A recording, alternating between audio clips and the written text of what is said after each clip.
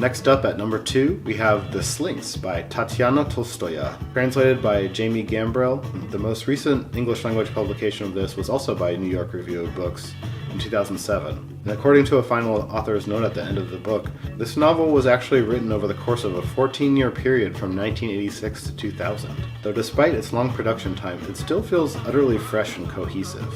We're going to be pairing this up with Remain in Light by the Talking Heads. So if you were just quickly perusing the jacket copy on the Slynx, you might assume this is simply another post-apocalyptic dystopian novel, of which we are currently in no short supply in popular literature. But the genius of the Slynx, I would say, is that it takes the usual device of using a fallen society as a lens through which to critique our own current modern lifestyles and all the social ills that we try to ignore, despite their potential to lead us into irrevocable ruin. But where other writers might pull their punches a bit, try to soften their characters' horrifying existence with a titillating love triangle, or some overarching quest that could lead to humanity's redemption, Tolstaya turns the dial up on her existential despair all the way up to 11.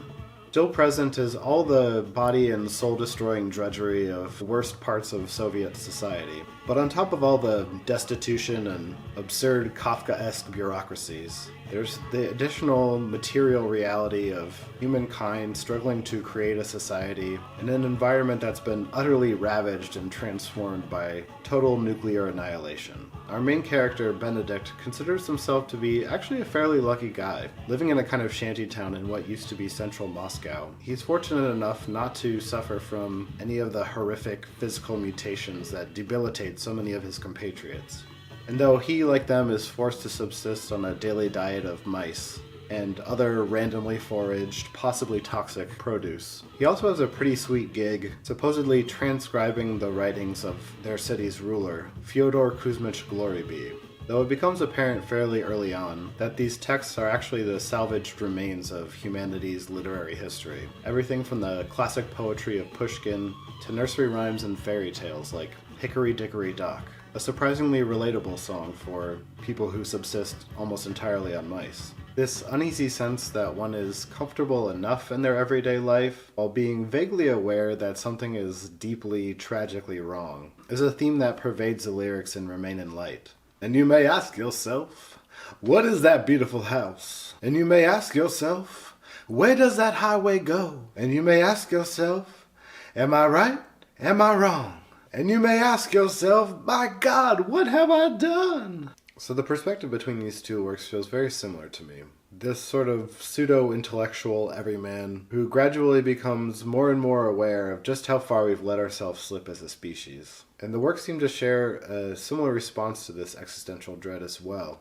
This deep, almost alarming drive to find joy and beauty in the cultural morass.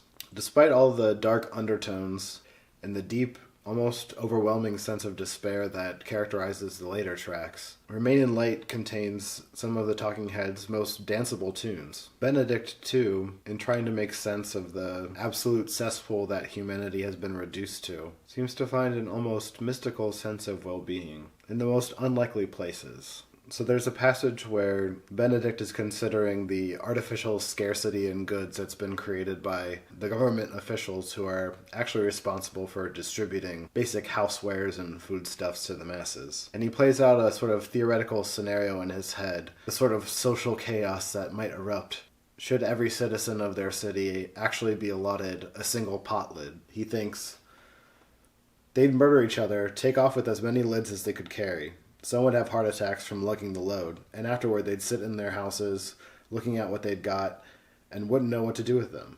What do you cover with them? This one's too big, and this one's too little. They don't fit anything. They turn them over and over, smash them in disappointment, and throw them out in the backyard under the fence.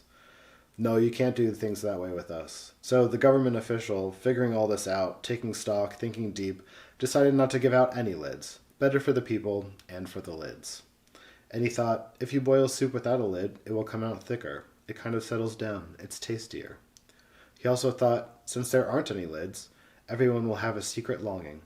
If only I had a lid for my pot. Life is better when you've got a dream, and sleep is sweeter. Now that's governmental thinking.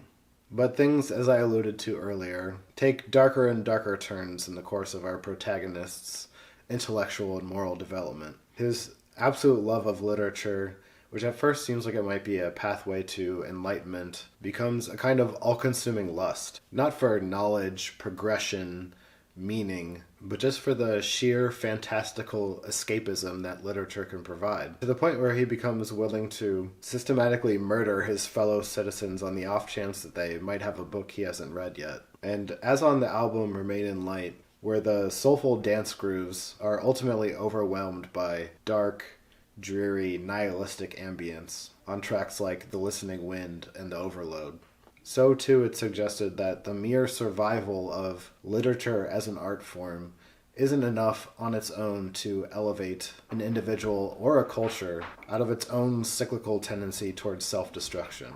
There's a passage in which Benedict attends a funeral in which the ritual is to present the oldest piece of pre-apocalyptic culture that the deceased has succeeded in preserving up until the point of their death. In this case, an instruction manual for a meat grinder with attachments. And instead of concluding in an uplifting, if slightly pathetic tribute to human ingenuity, one of the attendees is tasked with presenting a counterpoint to the kind words that his fellow mourners have shared.